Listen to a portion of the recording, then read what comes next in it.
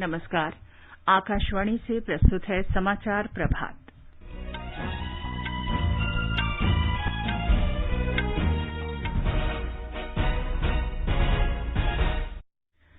प्रधानमंत्री नरेंद्र मोदी ने कहा, स्वच्छ ऊर्जा के सभी लाभ देश के कृषि क्षेत्र तक पहुंचने चाहिए। उन्होंने एथेनॉल क्षेत्र के विकास के लिए रूपरेखा जारी की। आयकर विभाग कल अपने नए ई-पोर्टल www.incometax.gov.in की शुरुआत करेगा। भारत ने कोविड-19 टीकाकरण में नई उपलब्धि प्राप्त की। देश में 23 करोड़ से अधिक टीके लगाए गए। हिमाचल प्रदेश सरकार ने 10+2 राज्य बोर्ड की परीक्षाएं रद्द की। सरकार ने ट्विटर को नए आईटी नियमों का पालन करने के लिए अंतिम नोटिस जारी किया। मानसून महाराष्ट्र पहुंचा। मौसम विभाग ने कहा, मानसून आशा के अनुरूप आगे बढ़ रहा है। आतंकवादी गतिविधियों को धन उपलब्ध कराने की निगरानी रखने वाली वैश्विक संस्था FATF ने पाकिस्तान को निगरानी सूची में बरकरार रखा है। भारत ने कहा, भगोड़े आर्थिक अपराधियों की चुनौती से निपटने के लिए सुदृढ़ और संगठित आर्थिक सहयोग प्रणाली होनी चाहिए। G7 के देश बहुराष्ट्रीय कंपनियों पर न्यूनतम 15% कर लगाने का समर्थन करने वाले महत्वपूर्ण समझौते पर सहमत हुए और राफेल नाडाल और Roger Federer French open tennis tournament के चौथे दौर में पहुंच गए हैं। समाचार प्रभात में निखिल कुमार के साथ मैं चंद्रिका जोशी। कोरोना संक्रमण को देखते हुए आपसे अपील है कि लापरवाही न बरतें और इन आसान उपायों का पालन कर सुरक्षित रहें। मास्क लगाएं, 2 गज की सुरक्षित दूरी बनाए रखें, बार-बार हाथ धोएं तथा साफ-सफाई रखें और टीका लगवाएं। लोगों को कोविड से संबंधित जानकारी देने और उनके मार्गदर्शन के लिए राष्ट्रीय हेल्पलाइन कार्यरत है। इसका नंबर है 011-2397-8046 तथा 1075। और अब समाचार विस्तार से। प्रधानमंत्री नरेंद्र मोदी ने कहा है कि स्वच्छ ऊर्जा के अनेक लाभ देश के कृषि क्षेत्र तक पहुंचने चाहिए। विश्व पर्यावरण दिवस के अवसर पर एक वर्चुअल कार्यक्रम को संबोधित करते हुए प्रधानमंत्री ने कहा कि एथेनॉल आज पर्यावरण को स्वस्थ बनाए रखने में प्राथमिकता बन गया है। उन्होंने कहा कि सरकार खेती के लिए एथेनॉल के उत्पादन और उपयोग पर ध्यान केंद्रित कर रही है। देश भर में आधुनिक प्रौद्योगिकी का इस्तेमाल करते हुए फसल अवशेष आधारित फैक्ट्रियां लगाई जा रही हैं। प्रधानमंत्री ने कहा कि जलवायु परिवर्तन प्रदर्शन सूचकांक में भारत विश्व के 10 शीर्ष देशों में शामिल है। उन्होंने कहा कि भारत भविष्य में ऊर्जा क्षेत्र में परिवर्तन का मार्ग प्रशस्त कर रहा है। जलवायु परिवर्तन के खतरे से निपटने के लिए जो वैश्विक प्रयास चल रहे हैं, उनमें भारत एक आशा की किरण बनकर के उभरा है। एक विश्वस्त मानव जात के कल्याण के लिए एक विश्वस्त साथी के रूप में आज भारत ने अपनी पहचान बनाई है। जो दुनिया कभी भारत को एक चुनौती के रूप में देखती थी, क्लाइमेट चेंज, भारत की इतनी बड़ी आबादी, लोगों को लगता है संकट यहीं से आएगा। आज स्थिति बदल गई। आज हमारा देश क्लाइमेट जस्टिस का अगुवा बनकर उभर रहा है। प्रधानमंत्री ने कहा कि हाल के वर्षों में सौर ऊर्जा के उत्पादन में 15% वृद्धि हुई है। सरकार गुजरात के कच्छ क्षेत्र में हाइब्रिड ऊर्जा पावर प्लांट लगा रही है। उन्होंने कहा कि लोग प्लास्टिक के एकल उपयोग को समाप्त करने के नए तरीके अपना रहे हैं और प्रत्येक परिवार में LED बल्ब के उपयोग को बढ़ावा दिया जा रहा है। प्रधानमंत्री ने कहा कि भारत सौर ऊर्जा के क्षेत्र में व्यापक वैश्विक दृष्टिकोण के साथ आगे बढ़ रहा है। उन्होंने कहा कि किसानों के लिए कचरे और कृषि अवशेषों से ऊर्जा पैदा करने के उपाय अपनाए जा रहे हैं। घरों और खेतों से निकला कचरा हो, स्क्रैप मेटल हो, लिथियम आयन बैटरीज हो, ऐसे अनेक क्षेत्रों में रिसाइकलिंग को नई टेक्नोलॉजी के माध्यम से प्रोत्साहित किया जा रहा है। इससे जुड़ा एक्शन प्लान, जिसमें रेगुलेटरी और डेवलपमेंट से जुड़े सभी पहलू होंगे, इसको आने वाले महीनों में अमल में लाया जाएगा। श्री मोदी ने कहा कि हाइब्रिड और इलेक्ट्रिक वाहनों के विकास के साथ निवेश और रोजगार के नए अवसर खुल रहे हैं। प्रधानमंत्री ने 2020 से 2025 के दौरान भारत में एथेनॉल मिश्रण की रूपरेखा के बारे में एक विशेषज्ञ समिति की रिपोर्ट जारी की। हमने पेट्रोल में 20% इथेनॉल ब्लेंडिंग के लक्ष्य को 2025 तक पूरा करने का संकल्प किया है। पहले जो सोचा था तो ये सोचा था कि ये 2030 तक हम करेंगे, लेकिन पिछले कुछ दिनों में जिस प्रकार से सफलताएं मिली हैं, जन सामान्य का सहयोग मिला है, लोगों में जागरूकता आई है और हर कोई इसके महत्व को समझने लगा है और इसके कारण अब हमने 2030 में जो करना चाहते थे उसको 5 साल कम करके 2025 तक करने का निर्णय किया है। प्रधानमंत्री ने इस अवसर पर देश के विभिन्न भागों के किसानों से बातचीत भी की। इस अवसर पर पर्यावरण मंत्री प्रकाश जावड़ेकर ने कहा कि भारत में प्रतिदिन पर्यावरण दिवस होता है। उन्होंने कहा कि भारत में वृक्षों, मवेशियों और पक्षियों का हमेशा सम्मान किया जाता है। किसानों से न्यूनतम समर्थन मूल्य पर धान और गेहूं की खरीद का नया रिकॉर्ड बना है। चालू खरीफ खरीद मौसम में सरकारी एजेंसियों ने 805 लाख मीट्रिक टन से अधिक धान की खरीद की, जो कि पिछले वर्ष इसी मौसम में हुई खरीद से लगभग 10% ज्यादा है। चालू रबी खरीद मौसम में गेहूं की खरीद ने पिछले सभी रिकॉर्ड तोड़ दिए हैं। इस मौसम में लगभग 414 लाख मीट्रिक टन गेहूं की खरीद हुई, जो कि पिछले वर्ष की तुलना में 12% अधिक है। केंद्रीय खाद्य और सार्वजनिक वितरण मंत्रालय ने बताया कि इस खरीद से देश के 1 करोड़ 65 लाख से अधिक किसानों को फायदा हुआ है और उन्हें न्यूनतम समर्थन मूल्य पर लगभग 2,33,000 करोड़ रुपए का भुगतान किया गया है। मंत्रालय ने यह भी सूचित किया कि सरकार ने चालू रबी और खरीफ खरीद मौसम में अब तक न्यूनतम समर्थन मूल्य पर 7,51,000 मीट्रिक टन से अधिक दालों और तिलहनों की खरीद की है। आयकर विभाग ऑनलाइन रिटर्न भरने का अपना नया पोर्टल www.incometax.gov.in कल से शुरू कर रहा है। ये पोर्टल करदाताओं को आधुनिक, सुविधाजनक और सुगम माध्यम प्रदान करता है। वित्त मंत्रालय ने बताया कि नए करदाताओं की आवश्यकता के अनुरूप तैयार किए गए इस पोर्टल से आयकर रिटर्न की तत्काल जांच हो जाती है और करदाताओं को भुगतान जल्द वापस हो जाता है। करदाता को क्या क्या दस्तावेज और स्पष्टीकरण देने हैं, इसकी जानकारी एक ही डैशबोर्ड पर दर्शाई जाएगी। मंत्रालय ने बताया कि पोर्टल पर प्रश्न और उनके उत्तर देने की निःशुल्क सुविधा उपलब्ध होगी, जिससे करदाताओं को अधिक सुविधा मिलेगी। मंत्रालय के अनुसार करदाता अपने वेतन, आवास, संपत्ति, व्यवसाय और अन्य प्रकार की जानकारी पोर्टल पर दर्ज करा सकते हैं, जिसे आयकर रिटर्न भरने से पहले उपयोग किया जा सकता है। वित्त मंत्रालय ने बताया कि नई कर भुगतान प्रणाली अग्रिम भुगतान की किस्त जमा करने की अंतिम तिथि 18 जून के बाद आरंभ की जाएगी, ताकि करदाताओं को कोई असुविधा न हो। करदाताओं को पोर्टल की विभिन्न विशेषताओं की जानकारी देने के लिए पोर्टल के बाद मोबाइल ऐप भी शुरू किया जाएगा।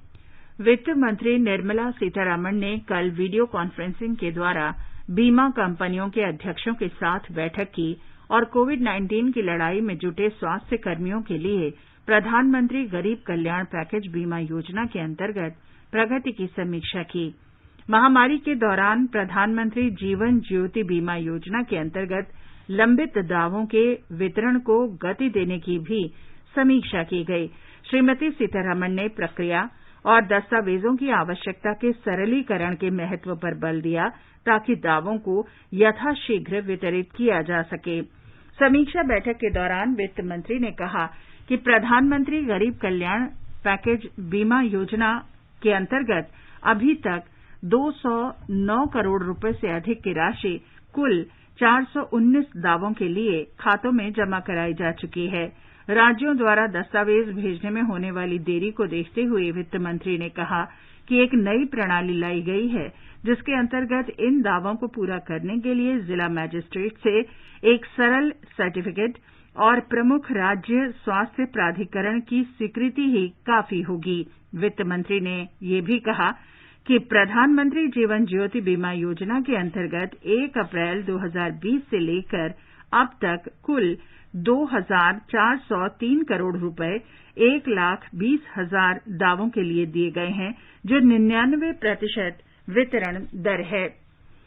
केंद्र ने सभी पूर्वोत्तर राज्यों और पंजाब, हरियाणा, हिमाचल प्रदेश तथा केंद्र शासित प्रदेश जम्मू कश्मीर और लद्दाख के सभी घरों में अगले साल तक सुरक्षित नल जल पहुंचाने का भरोसा दिया है।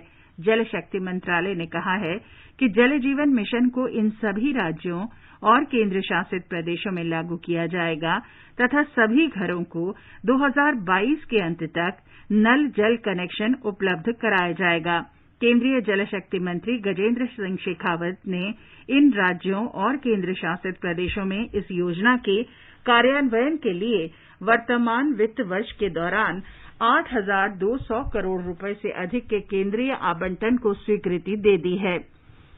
हरियाणा, हिमाचल प्रदेश, पंजाब समेत उत्तर पश्चिमी भारत के 3 राज्यों के सभी स्कूलों और आंगनवाड़ी केंद्रों में नल जल कनेक्शन सफलतापूर्वक उपलब्ध करा दिए गए हैं। जम्मू कश्मीर के 90%, जबकि लद्दाख के लगभग 50% स्कूलों और आंगनवाड़ी केंद्रों में अब तक नल जल कनेक्शन उपलब्ध कराए जा चुके हैं।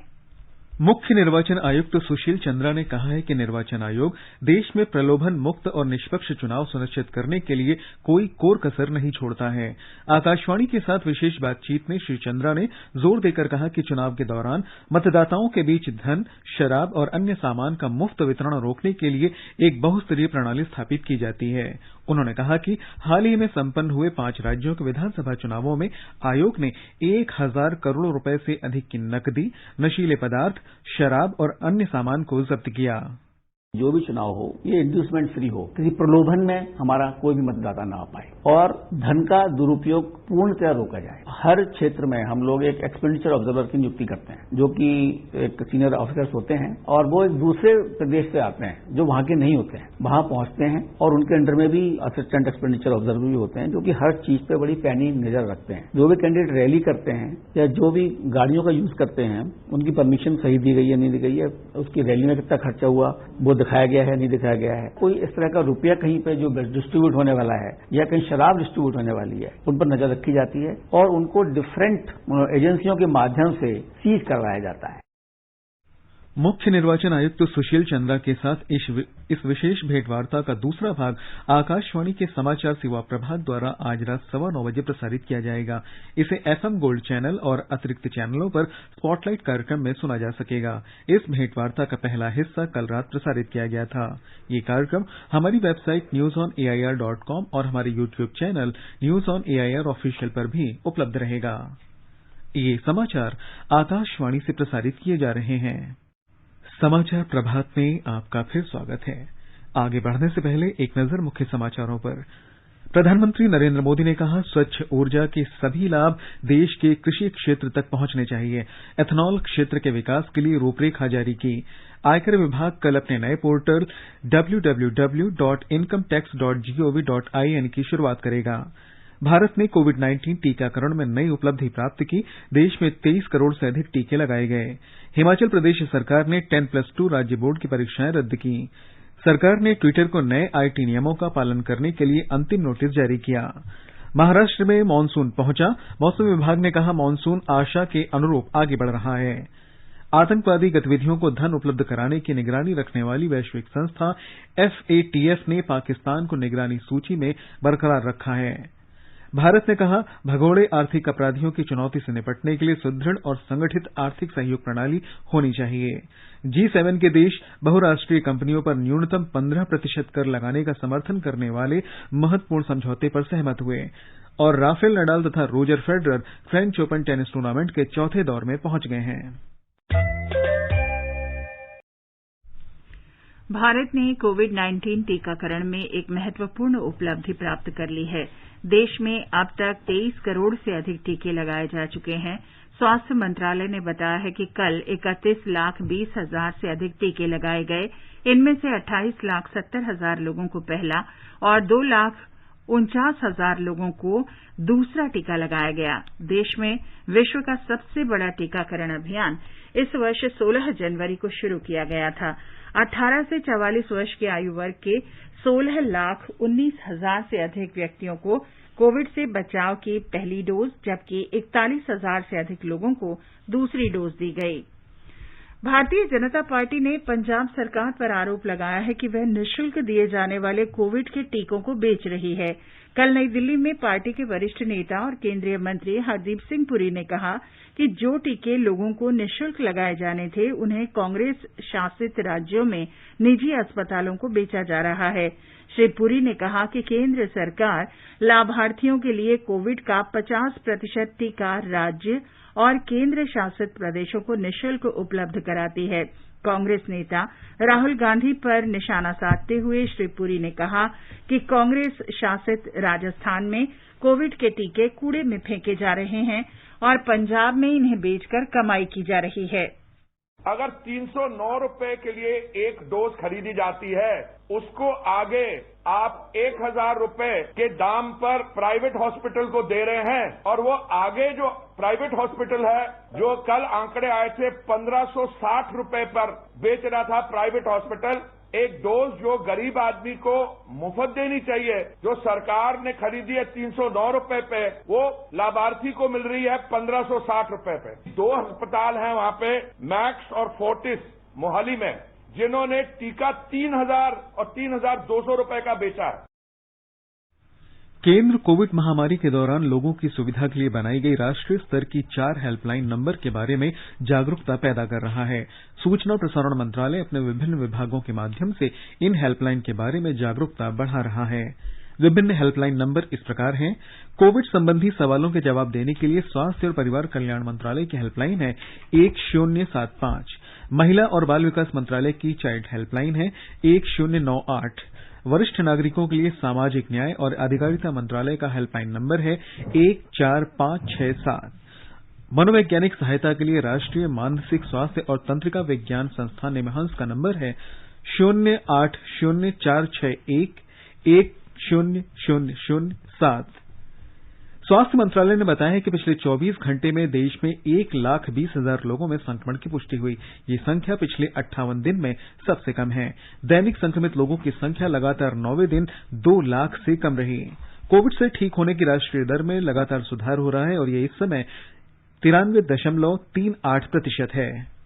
हिमाचल प्रदेश सरकार ने पहले की तरह प्रतिबंधों और छूट के साथ कोविड कर्फ्यू 14 जून तक बढ़ाने का निर्णय लिया है। मुख्यमंत्री जयराम ठाकुर की अध्यक्षता में कल मंत्रिमंडल की बैठक में कोविड स्थिति की समीक्षा की गई और कर्फ्यू बढ़ाने का निर्णय लिया गया। मंत्रिमंडल ने सीबीएसई की तरह इस वर्ष की 10+2 हिमाचल प्रदेश बोर्ड की परीक्षाएं रद्द करने का निर्णय लिया। दिल्ली में अगले सप्ताह से पाबंदियों में कुछ ढील के साथ लॉकडाउन जारी रहेगा। प्रधानमंत्री कार्यालय में राज्यमंत्री डॉक्टर जितेंद्र सिंह ने कहा है कि भगोड़े आर्थिक अपराधियों की चुनौती से निपटने के लिए सुदृढ़ और संगठित आर्थिक सहयोग प्रणाली होनी चाहिए। उन्होंने कहा कि भारत पहले ही साफ कर चुका है कि दुनिया को इस समय ऐसे भगोड़े आर्थिक अपराधियों की गंभीर चुनौती का सामना करना पड़ रहा है जो अपना देश छोड़कर किसी भी अन्य देश में भाग जाते हैं। डॉक्टर जितेंद्र सिंह भ्रष्टाचार उन्मूलन के उपायों और चुनौतियों के बारे में संयुक्त राष्ट्र महासभा के विशेष सत्र को संबोधित कर रहे थे। सरकार ने ट्विटर को नोटिस जारी कर नए सूचना प्रौद्योगिकी नियमों का तत्काल अनुपालन करने का अंतिम अवसर दिया है। इलेक्ट्रॉनिक और सूचना प्रौद्योगिकी मंत्रालय ने चेतावनी दी है कि यदि ट्विटर नियमों का पालन करने में विफल रहता है तो उसे सूचना प्रौद्योगिकी अधिनियम के अंतर्गत जिम्मेदारियों से छूट नहीं मिलेगी। मंत्रालय ने कहा कि नियमों के पालन से ट्विटर का इनकार करना इस बात का परिचायक है कि वह भारत के लोगों को सुरक्षित अनुभव प्रदान करने के प्रयासों के प्रति प्रतिबद्ध नहीं है। सरकार ने कहा कि भारत में 1 दशक से भी अधिक समय से सक्रिय रहने के बावजूद ट्विटर ऐसी प्रणाली विकसित करने से मना कर रहा है जिसमें भारत के लोग अपने मुद्दे समयबद्ध और पारदर्शी तरीके से हल कर सकें। मंत्रालय ने कहा कि ट्विटर से उम्मीद की जाती है कि वह समुचित प्रक्रिया और निर्धारित भारत आधारित संसाधनों से इन मुद्दों को सुलझाने की व्यवस्था करेगा। आतंकवादी गतिविधियों को धन उपलब्ध कराने पर निगरानी रखने वाली वैश्विक संस्था FATF के हिंद प्रशांत समूह ने पाकिस्तान का नाम उन देशों की निगरानी सूची में बनाए रखा है जिनको आतंकवादी गतिविधियों पर और अंकुश लगाने की जरूरत है। मीडिया की खबरों के अनुसार पाकिस्तान को एशिया प्रशांत समूह को निरंतर जानकारी देते रहना होगा कि वह मनी लॉन्ड्रिंग और आतंकवादी गतिविधियों को धन देने के खिलाफ क्या उपाय कर रहा है। जून 2018 में पाकिस्तान को FATF की ग्रे लिस्ट में रखा गया था और तभी से पाकिस्तान इस सूची से बाहर आने का प्रयास कर रहा है। FATF की एशिया प्रशांत समूह ने पाकिस्तान से संबंधित रिपोर्ट के अनुसार FATF ने पाकिस्तान में आतंकवादी गतिविधियों को धन उपलब्ध कराने पर अंकुश लगाने के लिए 40 सिफारिशें की थी, जिनमें से 31 पर अभी भी अमल नहीं किया गया है। विश्व के विकसित देशों के संगठन G7 ने बहुराष्ट्रीय कंपनियों पर कम से कम 15% वैश्विक न्यूनतम कर लगाने के एक ऐतिहासिक समझौते का समर्थन करने का निर्णय लिया है। लंदन में G7 के सदस्य देशों के विदेश मंत्रियों की बैठक में यह भी सहमति बनी कि बड़ी कंपनियों को अपने वास्तविक ठिकाने के साथ साथ वहां भी टैक्स देना चाहिए जहां उनके उत्पादों की बिक्री होती है। G7 के मंत्रियों ने कहा कि वे अलग अलग देशों के आधार पर कम से कम 15% वैश्विक न्यूनतम कर लागू करने के लिए प्रतिबद्ध हैं। समझौते के अनुसार जिन देशों में कंपनियों के उत्पादों की बिक्री होती है उन देशों को कंपनी के मुनाफे पर कम से कम 20% कर लेने का अधिकार होगा। बड़ी और अधिक लाभ कमाने वाली बहुराष्ट्रीय कंपनियों पर अलग से 10% कर लगाया जा सकता है। ब्रिटेन के प्रधानमंत्री बोरिस जॉनसन ने G7 के सदस्य देशों का आह्वान किया है कि वे 2022 के अंत तक दुनिया के सभी लोगों को कोविड-19 से बचाव का टीका उपलब्ध कराने का संकल्प लें। दक्षिण पश्चिम मानसून महाराष्ट्र पहुंच चुका है। मानसून के कारण राज्य के कुछ तटीय क्षेत्रों में वर्षा हो रही है। मौसम विभाग ने कहा है कि उम्मीद के अनुसार मानसून आगे बढ़ रहा है। यह रत्नागिरी जिले के तट पर स्थित हारनाई बंदरगाह पहुंच चुका है और ये सोलापुर और मराठवाड़ा के कुछ हिस्सों, तेलंगाना और आंध्र प्रदेश के कुछ भागों की ओर बढ़ रहा है। इसकी वजह से इन क्षेत्रों में बारिश होने की उम्मीद है। मौसम विभाग ने कहा है कि मानसून के आगे बढ़ने की अनुकूल परिस्थितियां हैं। उधर मानसून आने के बाद से केरल में भारी बारिश हो रही है और अगले कुछ दिनों तक बारिश जारी रहने की उम्मीद है। मछुआरों को समुद्र में न जाने की सलाह दी गई है। फ्रेंच ओपन टेनिस टूर्नामेंट में वर्तमान चैंपियन राफेल नडाल और विश्व के नंबर 1 खिलाड़ी नोवाक जोकोविच पुरुष सिंगल्स के चौथे दौर में पहुंच गए हैं। स्विट्जरलैंड के रोजर फेडरर भी प्री क्वार्टर फाइनल में पहुंच चुके हैं। महिला सिंगल्स में मौजूदा चैंपियन इगा स्वियातेक ने एस्टोनिया की अन्ना कोंतातीत को हराकर अंतिम 16 में अपना स्थान पक्का किया। अमेरिका की सेरेना विलियम्स ने डैनिएले कॉलिंस को हराकर चौथे दौर में प्रवेश कर लिया है। पर्यावरण की दृष्टि से दुनिया में हिमालयी क्षेत्र को सबसे अधिक खतरा माना जाता है। जलवायु परिवर्तन और अनियोजित विकास तथा बड़े पैमाने पर पर्यटन गतिविधियों के कारण हिमालयी जीवन शैली प्रभावित हो रही है। लद्दाख में ठंडा रेगिस्तान माने जाने वाले चांगथांग के पर्यावरण को संरक्षित करने के लिए लोगों ने 7 लाख से अधिक पौधे लगाए। हरित बने जैविक बने परियोजना के तहत ये पहल की गई। एक रिपोर्ट। लद्दाख के पूर्वी हिस्से चांगथांग में कृषि क्षेत्र पर विशेष ध्यान दिया जा रहा है। चांग पास के नाम से परिचित समुदाय स्थानीय ग्रामीण जीवन से संबंधित व्यवसाय करते रहे हैं। हाल में हुए परिवर्तनों से इस समुदाय ने पशुओं को समूह में घुमाने के स्थान पर कृषि क्षेत्र में कार्य करना शुरू किया है। ये लोग श्रमिक के रूप में और पर्यटन क्षेत्र से जुड़ी गतिविधियों में काम कर रहे हैं। 2013 में जाने माने व्यक्ति ड्रिकोंग क्याबगोन चेसांग ने गो ग्रीन गो ऑर्गेनिक के नाम से एक कार्यक्रम शुरू किया था। इसका उद्देश्य हिमालय के पर्यावरण को संरक्षित करना और स्थानीय लोगों के माध्यम से हजारों पौधे लगाना था। इस कार्यक्रम के निदेशक नामगेल रुबुक ने इस बारे में अपने विचार साझा किए। इस होलीनेस जी का मकसद ये है कि धरती को बचाने के लिए हमें जल्द से जल्द और ज्यादा से ज्यादा प्लांटेशन लगाने की जरूरत है। अभी हमें पानी का कम होने का बहुत संभावना है। हमारा ग्लेशियर दिन ब दिन मेल्ट हो रहा है। इसलिए गो ग्रीन गो ऑर्गेनिक और गेहूं वाला मिलके 7 लाख प्लांटेशन लगा दिया है। आप सब भी अपने आसपास में जितना हो सके प्लांटेशन लगाए और अपने धरती को बचाए। इसका उद्देश्य स्थानीय युवाओं को स्थानीय जीवन शैली और आर्थिक गतिविधियों के प्रति प्रोत्साहित करना है। लेह लद्दाख से शैतान ताशी की रिपोर्ट के साथ समाचार कक्ष से शशिभूषण त्रिपाठी। ये समाचार हमारी वेबसाइट newsonair.com/hindi पर भी उपलब्ध हैं। और निखिल, अब बताएं आज के समाचार पत्रों में क्या विशेष है। जी चंद्रिका, अखबारों ने देश के नए सूचना प्रौद्योगिकी नियमों को न मानने पर ट्विटर को शनिवार को आखिरी चेतावनी दिए जाने की खबर सुर्खियों में दी है। अमर उजाला लिखता है, आईटी एक्ट और अन्य कानूनों के तहत कसेगा शिकंजा, बड़ी कार्रवाई संभव। जनसत्ता का शीर्षक है, नए नियमों पर अमल के लिए ट्विटर को अंतिम चेतावनी। हरिभूमि ने खबर को बॉक्स में देते हुए लिखा है, भारत ने स्क्रू कसा तो ढीला पड़ा ट्विटर। राष्ट्रीय सहारा के अनुसार विश्व के सबसे बड़े लोकतंत्र से सीधा टकराव ट्विटर के लिए खतरे की घंटी साबित हो सकता है। विश्व पर्यावरण दिवस पर विभिन्न कार्यक्रमों और योजनाओं पर भी अखबारों की नजर है। लोक सत्य ने ऑनलाइन समारोह में एथेनॉल क्षेत्र के विकास की प्राथमिकता के प्रधानमंत्री के संकल्प को बड़े अक्षरों में दिया है। राष्ट्रीय सहारा के शब्द है, प्रदूषण कम करने और आयात पर निर्भरता घटाने के लिए सरकार का संकल्प, 2025 तक पेट्रोल में 20% एथेनॉल मिलाने का लक्ष्य। कोरोना की दूसरी लहर के कारण राज्यों के कड़े लॉकडाउन के बावजूद जीएसटी राजस्व संग्रह में तेजी का रुख भी अखबारों के पहले पन्ने पर है। मानसून के तटीय कर्नाटक, गोवा, महाराष्ट्र पहुंचने और तय गति से आगे बढ़ने की खबर लोकसत्य में है। दैनिक ट्रिब्यून लिखता है, अगले 5 दिन तक देश में लू की स्थिति बनने की संभावना। लोकसत्य की खबर है, कोरोना के लिए चीन को दोषी बता रहा है अमेरिका। दिल्ली में लॉकडाउन में कल से शर्तों के साथ नियमों में ढील देने की खबर लगभग सभी अखबारों ने विस्तार से दी है। सीमित रियायतों के साथ लॉकडाउन 14 जून तक बढ़ाया गया। नवभारत टाइम्स लिखता है, सोमवार से क्या खुलेगा और क्या नहीं, आवश्यक सेवाएं उपलब्ध रहेंगी, लेकिन तीसरी लहर से निपटने की तैयारी भी तेज कर दी गई है। दैनिक भास्कर ने लिखा है, जम्मू कश्मीर में खेतों तक पहुंचा टीका, स्वास्थ्यकर्मी टीकाकरण की गति बढ़ाने के लिए खेतों में काम कर रहे हैं, लोगों तक खुद ही पहुंच रहे हैं। अमर उजाला ने लिखा है, अमरनाथ यात्रा इस बार भी नहीं होगी, केवल पारंपरिक पूजन किया जाएगा और आरती का पवित्र गुफा से प्रसारण होगा। और अंत में मुख्य समाचार एक बार फिर। प्रधानमंत्री नरेंद्र मोदी ने कहा, स्वच्छ ऊर्जा के सभी लाभ देश के कृषि क्षेत्र तक पहुंचने चाहिए। उन्होंने एथेनॉल क्षेत्र के विकास के लिए रूपरेखा जारी की। आयकर विभाग कल अपने नए ई पोर्टल www.incometax.gov.in की शुरुआत करेगा।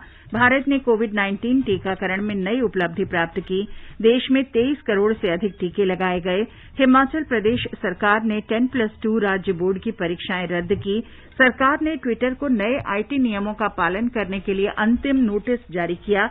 मानसून महाराष्ट्र पहुंचा। मौसम विभाग ने कहा, मानसून आशा के अनुरूप आगे बढ़ रहा है। आतंकवादी गतिविधियों को धन उपलब्ध कराने की निगरानी रखने वाली वैश्विक संस्था AFTF ने पाकिस्तान को निगरानी सूची में बरकरार रखा है।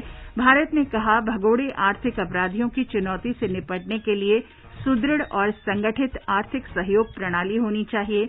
G7 के देश बहुराष्ट्रीय कंपनियों पर न्यूनतम 15% कर लगाने का समर्थन करने वाले महत्वपूर्ण समझौते पर सहमत हुए। और राफेल नडाल और Roger Federer French open tennis tournament के चौथे दौर में पहुंच गए हैं।